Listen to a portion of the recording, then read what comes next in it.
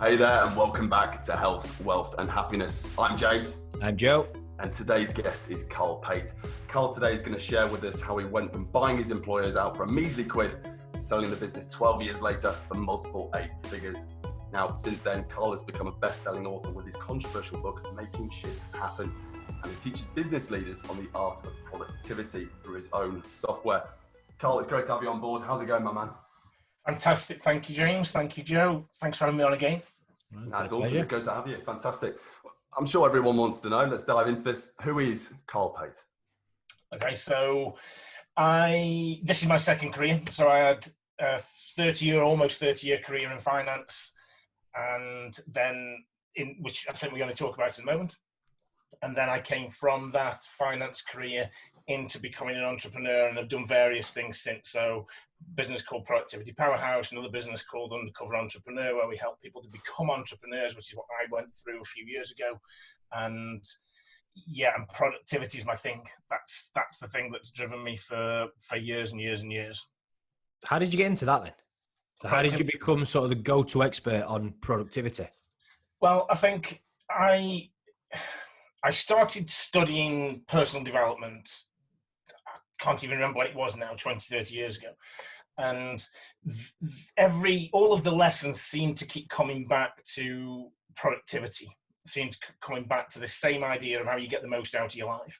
And so I'd made notes. I mean, I've got a cupboard full of notes that I'd made from listening to CDs and DVDs and all this stuff when I was driving into work. And with an idea of writing a book about it later, but it just kept coming back to that same theme. And then when I started doing the book, that was when I realized it was all the productivity stuff. And so that was the kind of the genesis of it all. It all started with the guy who we all know, which is Tony Robbins. Fantastic. So you take a lot of inspiration from his work then in what you do?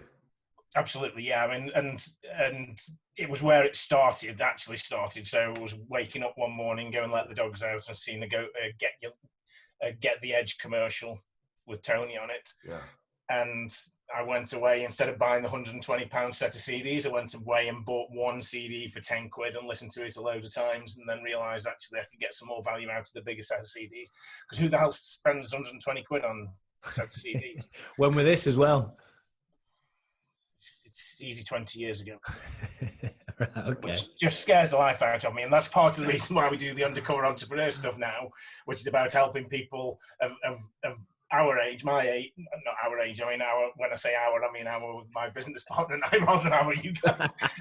50, because I was 50, well, 52 this year. Okay. So that age thing has really driven me to getting out and helping people to become entrepreneurs and do all the stuff that we need to do to take control. And now is a classic time and a classic example of why this is so important. Yeah. Fantastic. I guess the meat and potatoes of this, let's dive into this. What are the biggest tips and advice we have for becoming more more productive in what we do each day? What are your biggest tips and advice? Well, I mean, the biggest tips is the first one is what you already do, which is about getting your energy levels right. So the biggest bang for your buck within any of your productivity strategies is sorting your energy levels out. Because with that, you get to use that from the moment you get up until the moment you go to bed. Strategies are great, but the strategies are great when you're using them. If you get your energy levels right, it's great all the time. And so it's not all about always doing, but it's about having that maximum energy level so that when you are doing the things that you need to be doing, when you're taking the actions you need to be taking, you've got that in you to just get up and make it happen. Because, when we haven't got that energy, then, that drag makes such a difference to how much we get done and the quality of what we get done as well, which is even more important. And what tips would you give on increasing energy levels then for someone that's listening? The 5 things that I talk about, and you're much more expert in this field than I am, but the 5 things that I would talk about are food, intermittent fasting, resistance training, exercise, and downtime or sleep. So I use the word getting fired up. Yeah. And so that's the sort of thing that we work with. But I don't give sort of food strategies or anything like that. But, it's about finding people like yourselves to help them to help people to get these strategies absolutely right, because when you do, it changes everything. Okay, so questions on my mind. Multitasking. My missus always tells me I can't multitask at all, and I know I can't. I can't focus on more than one thing at any one time, otherwise I just drift. Is it a real thing? Correct. You can't multitask.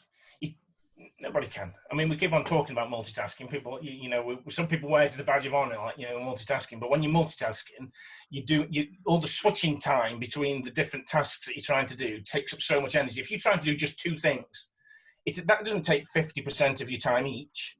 It takes about 40% of your time, and 20% of your time is lost in the switch from one place to the next.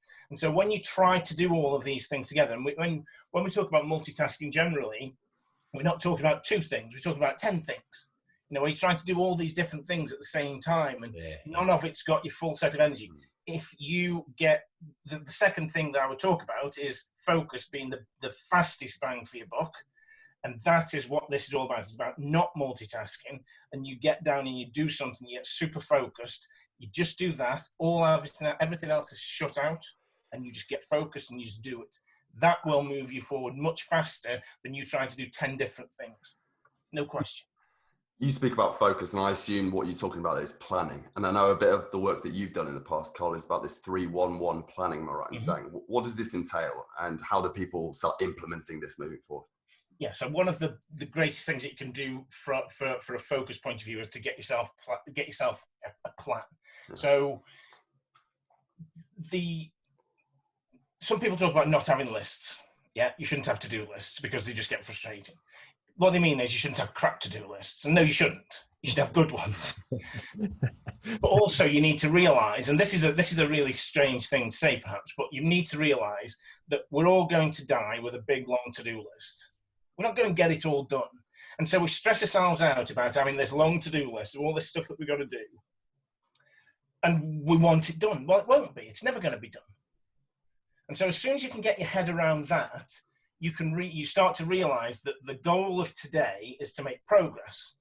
So it's not to do all of those things on your list, to make some progress. So the way that you make that progress is that you do this 3-1-1, take the 3-1-1 strategy. So you say, right, for today, what are the 3 outcomes that I must achieve today? Outcomes, not necessarily actions, but outcomes that I want to achieve. Out of those 3 actions, what is the one most important, the single most important of those outcomes that I must get done today? And if I go to bed tonight, I've done that, then I'll go to bed happy. And then the one at the end is what's the very next action in taking you towards that goal. So then, so it's 3 outcomes, 1 super outcome, and very next action. I like that. I really like that. Yeah, it's tidy, isn't it? Nice little formula. And I know you said in the past, Carl, reading some of your work, you said that really preparation and getting more efficient work done the next day actually starts at night. Am I right saying? Yeah. Yes. What's your idea behind that? Absolutely. I think morning rituals are fantastic. It's the place everyone gets to start their day. Everyone wakes up and starts their day, whether it's at 4 o'clock, 6 o'clock, at 9 o'clock, whatever it is, everyone gets up to start their day. And so that's really the time when you have some control.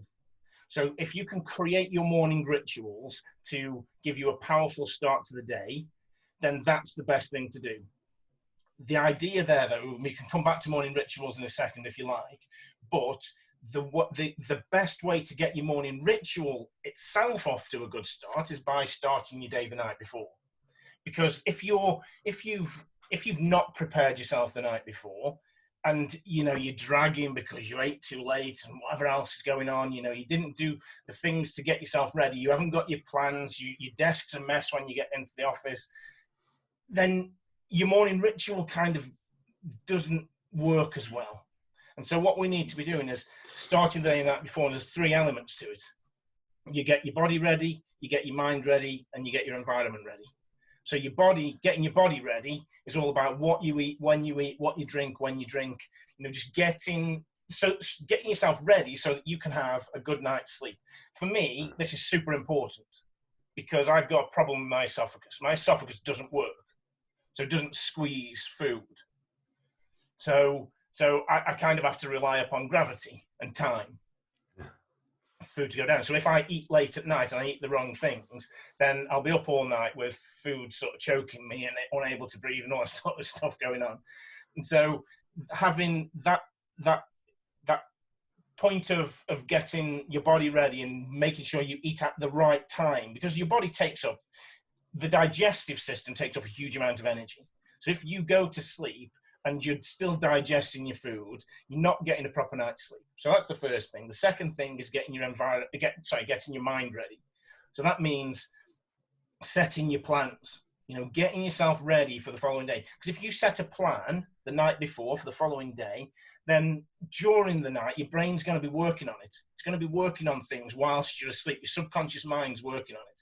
And that in itself, I mean, for me, that's fantastic. So I have a pad of paper and one of these pens here that's got a little light in the end. If that one's not working, I'll find this one. There we go. It's got a little light in the end. So that if I wake up in the morning, I wake up in the middle of the night, I've got something on my mind, I'll just scribble, put the light on, scribble on the pad. And you need one of them, don't you, Joe? I could do it. Honestly, the best tool I've got. I'm so bad for it. I will wake up. Like people say I sleep like a baby. I actually do, where I will, and I'm a bit better now, but where I sleep for 3 hours, then I'm awake. Then I'm asleep for another 3 hours, then I'm awake. Yeah. And that's one of the things for me. If I wake, I have a notepad and pen next to the bed. And if I wake up at 1 a.m. thinking of something, if I don't write it down, I'm not going back to sleep at all. Yeah. But I go old school and turn the light on, wake my missus up, and then I write it down. So I'll have to invest in a few of them. Let me have your address. I'll send you a pen. Fantastic. I think it goes back to one of the first episodes we did on this, and we were talking about how routines and structure is everything in, controlling the frame and becoming a lot more efficient in what we do. And I know Joe was saying this is massive for him, the routines and habits and everything for him. It seems like, almost one of these evening routines set in stone as well as your morning routines. Yes. Yeah. Because the other thing after getting your mind ready and getting your plans and everything for the day, then it's getting your environment ready. And so that means, if you're going to exercise in the morning, put your workout kit next to the bed so you've got no excuse. If you get your desk clear the night before, so that when you wake up, you've not got all of that different stuff distracting you. Because time management is distraction management. So you get the distractions away, then you can roll straight into your day with you in control, not with somebody else in control. So never have looking at email as part of your morning ritual. Yeah. So somebody else is taking control of your day at that stage. Yeah. Okay. I like that. Sorry to come in here. I think, what we said also, like what we see with a lot of people is when they wake up each morning, they just roll on their side, they go onto social media, and already they've been dragged along by the day, by the leash, instead of actually controlling the frame and actually, influencing the outcome of their day. Yeah, absolutely. Absolutely. I mean, social media is a fantastic tool. Particularly at the moment, all of this stuff where we can still socially interact, even though we can't physically interact anymore at the moment. That's all great, but it's great when it's used properly. When it's used ineffectively as a distraction away from your day, or so that you've just got something to do when you first wake up, your first thing for lots of people is grab the phone and start scrolling through Facebook. Yeah. Well, number one, there's not often very good news on there at the moment. So that starts you off in a bad way. And then, it's somebody else who's going to be pushing your buttons as to where you're going to go. So if you get, start your day and you have that control. And because at some stage in the day, things are going to take over. The dynamic nature of everyone's life at the moment is that something's going to come in. You're going to get a phone call. You're going to get things that will take over. But that first part of your day is super important because that's where you're in control. Nobody else has got that. That's yours. And you've got to keep that sacred. So in other words, you're saying only hop on social media in the morning if you're listening to this podcast. Yeah. For that only. Yes, absolutely. Have it on repeat. Go to bed listening to it. Wake up listening to it. Ignore what Carl's saying. This is good for you. But that's a good point because That's you specifically deciding to go on to a podcast or, and listening to something that's going to enrich your day and get you ready to go. So as part of your morning ritual, that is an excellent idea. Yes, absolutely. Okay. Decent. How are you coping at the minute? Lockdown and not leaving the house? I mean, we largely online like this anyway, to be fair. I think the challenge is that a lot of businesses now see coaching and mentoring as kind of discretionary spend that isn't something that they want to do at the minute. So that's a challenge. But I mean, there's still things that are going on. I mean, like, you can still go out to work. I mean, I've got it's all about doing different things, and this is the entrepreneurial nature of this. How do you take this situation? How do you take stuff that's going on at the moment and figure out how you can use it? I mean, at the moment, I'm working post-administration. So a business went into administration, and I'm clearing the rubbish out of a site that had gone into administration after the administrators have left. So that's part of it. I mean, we're socially isolated because there's like one person in 20,000 foot building. But it's finding those things that you can do. And I think that it is a real challenge, the social isolation. And it's a challenge in so many ways. But I think it's also going to be a challenge even post this, because I start getting uncomfortable now when people walk past me too close. I had this chat with someone the other day, and I think this will last a long time, Well, because it's all right. I'm saying in 3 months, right, off you go, you can travel, you can fly again, do what you want. But I mean, I won't be taken for one. And I'd like to think I'm quite pragmatic in my approach, but I can't see myself flying, especially my family, to Spain in the next coming months when they tell us we can. Yeah, it's a challenge, isn't it? It's a real difficult one to know when it actually ends. Because when people tell you that you can go out and do stuff again, is kind of only the start of it, isn't it? Psychologically, we're not going to go and get into crowds. Yeah. Because we've been conditioned now, we're in a conditioning process at the moment of saying, you can't get close to that person. As soon as you get close to that person, there's a danger of something happening.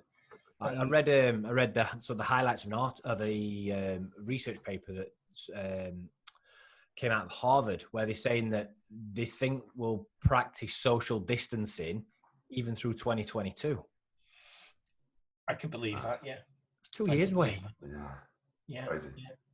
Yeah. Because when do we know? We don't know when it stopped.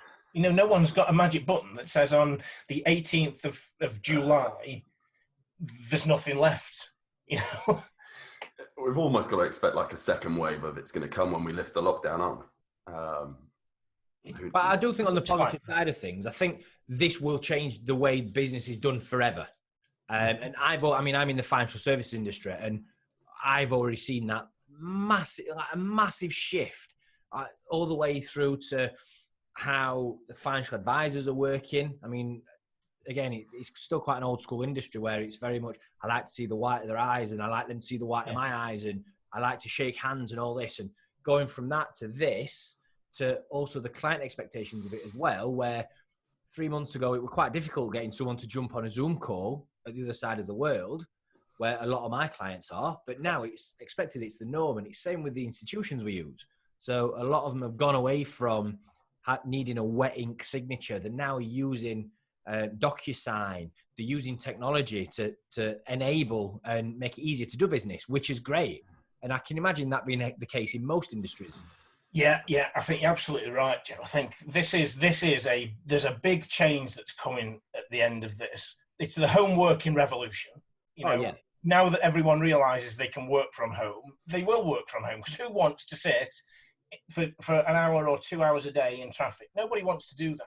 It's not productive use of your time. It's frustrating. It's not healthy. Everything's wrong with that. So something's going to change there. And I mean, part of what I'm doing as well is we're getting shipping containers and converting them into home offices for people to just dump in the back garden. So that's another thing. It's looking for little opportunities that come along that serve people. It's not about taking advantage; it's about serving people. And so that's something else that we're looking at the moment. I could do one of them for my wife and kids some days, to be fair. Yeah. But things change now, and technology is going to advance much, much faster, I think, than we thought. Because my business partner, Paul Hornsby-Pennell, has written a book called Surfing the Techno Tsunami, which was a challenge to get people to listen to. Because what it was saying was in 2030, technology is going to be so far advanced that like there's going to be about 120 million job losses in the UK and the US. Can you imagine not many people wanting to read that? Nobody wants to listen to that until this happens.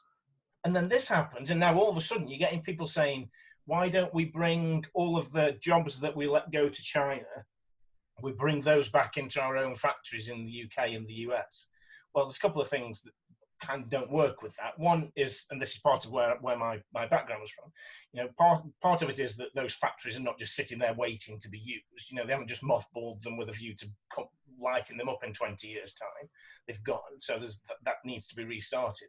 But also the labour costs, which were the reason that things started to move into a different location, still won't, the economics of that still won't work if it's something that requires labour. Because if you bring all that back to the UK or the US, and then the cost of that goes up, so therefore people can't afford it, so therefore you got to increase wages, and if you increase wages, you increase the cost of the goods, and it just spirals out of control. And so, but what can happen is technology taking over. Because when technology takes over, you can put that into whichever location you want to. And technology is going to be the real big driver to the next phase of this. So homework in technology, this is huge. And we were talking about that in 2030, and now we're having a proper conversation about it in 2020, which is staggeringly fast. And it's going to change. I think everything's going to change to degrees that we can't even understand at the moment. Yeah, I agree with that. Okay. For sure. Just coming back to productivity here for a second. For you personally, with coronavirus, the lockdown right now, has your routines of generating more productivity changed to how they usually would? Have you changed your process or your strategy? No, not really. Everything stays the same. I was working from home anyway, so my sort of base is here now. So my commute, rather than being an hour into Nottingham as it was, is a minute across the hallway into the office. So in that way, that's still okay. You can still create things, you can still think about things, and it's about figuring these multiple streams of income. So we're having to, at the moment, in our coaching mentoring business, we're reassessing how the flow of that. So instead of jumping people straight into the more expensive one-on-one coaching, which people are finding challenged to accept at the moment, not because they don't believe in it, but because they don't know what the hell's coming down the line, whether they need it or what they want to be coached on or whatever else. So that's got to be changed, and so we're moving that into more group versions. I know you're big on the group stuff anyway, James, and so we're moving towards the group stuff so that we can help more people, but at much lower cost. And so we're just reorganizing that at the moment. But then it's about finding these other things, finding the post administration work. Because there's going to be businesses that are being secure at the moment because of the banks needing to help people through coronavirus. But there will be a whole host of those things that go to the wall once the shutters go up again and everything's back open. There's going to be a whole host of things that change, and that opens up opportunities for people, which it's not meant to sound callous, but when these things happen, opportunities come along, and you either sit and you focus on the problem, or you look for the opportunity and make something else happen. And I think that's where we need to be going, and we need to be looking at these multiple streams of income. So I've created my software, I've written my book, I've got the courses, I've got the coaching. So there's lots of different things and different levers that you can pull when you've got those options to you. When you're an employee and you get furloughed, you've not got the experience, you've not got the thought process that says, right, okay, well, how can I do this? How can I make something out of that? Because you've been in it. I was there for 30 years. But surely that's the time when people should be taking on board what you're saying more than ever. And this is a perfect time to upskill in whatever it is you want to learn. Perfect. Yeah, spot on. Yeah, absolutely. Yeah, if ever there was a time for you to get focused on making a change, if you've had a thought about getting out of the world of the employee and becoming an entrepreneur, then now's the time to really explore that. And that's what we're trying to do with people. So we're lowering costs. We've got a specific one-off thing that's a very reasonable investment that helps people to explore what they can do next. Because we thought, and this was really interesting because we used to talk about this before all this happened, we talk about the sort of fake security of a job.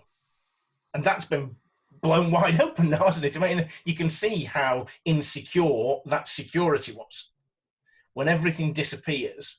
Whereas when you are the one in control, you're the one who's thinking about how you're creating these new streams of income. You're the entrepreneur. You're the one who's actually creating what's going on inside of your life. You have some control there. It might not be easy, but you're the one who's in control. You can go out and you can think differently. Whereas if you're an employee waiting for that job in your industry to open up again, I don't know, is it going to be May, June, July, August? When's it going to be? How long are the government going to pay 80% of your salary for? I don't know. I don't know how long that can even possibly last.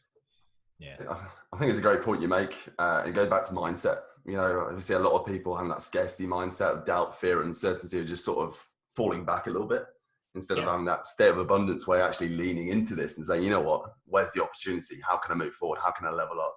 I think you're right. It's not taking advantage. It's still serving people, but finding a way to serve people. Yes. And you failing does not help those other people who failed. Yeah. You know, you getting into the same boat as the people who are sinking doesn't help them. You create a business. You go out and do something so that some of those people, you know, they could be your employees in 6 months' time. Okay. $1 million question. If you could do it all again, what advice would you give to an 18-year-old Carl Pate? The biggest thing that I talk about, and the biggest thing that I would always go back to, is consistency. It's following through with something long term. It's being properly, truly consistent in things, because most of the time people think of consistency as with negative ideas behind it. You know, it's constricting. You know, if I'm consistent about this and I'm just doing those things, then, you know, I can't be creative. Well, yes, you can. You just get consistent in the things that support you, so that everything else, all the rest of your time, you can use for driving your creativity and driving the rest of your life. But without consistency, nothing works. Nothing works. My son does karate. He's done it for now, gosh, how old is he now? He's 17. So he must have been doing it for like 9 or 10 years. So he took a proper length of time to get to his black belt. It wasn't just like, you know, I want to get there in 2 years or I want to get there in a year. It was taking a proper amount of time, and it's doing it consistently. And that's the thing that really makes things happen. You know, if you're just dabbling in this and that, you never get the results. And then people think, because they're consistent for a little period of time, and then they don't get the results, and so they stop. And so you're right. Okay, that's also a fine line as well, that when you are at that age, you don't know what you want to do. And so I completely agree with you on consistency. And a similar example to your son. I mean, I boxed from being 10, 11-year-old up to being 20, 21 when I stopped chasing the dream and started chasing beer and women instead. Different dream. Yeah. But again, at that age, I mean, do you not think you should dabble in different things? Do you not think you should try different things to find what it is that you want to do? Yes, I mean, I think you do have to try different things. Of course you do, because nobody knows, certainly at that age, I mean, what it is that you are going to be. And you've got to have flexibility in all of this, but you've also got to have staying power. And you've got to be, you know, last man standing is a great place to be. Yeah. But that doesn't mean that you just go running down the wrong road and you've got to keep going down there. You've got to always have one eye on everything else that's going on. So if you are being consistent in certain area, but you're being consistently wrong, that's not going to work for you. Yeah. It's not about it's about just making sure that the basics, really what I'm talking about, I suppose, is the basics. You be consistent around the basics, but you still got to keep your mind on new opportunities and new ways for you to take things, new places for you to go.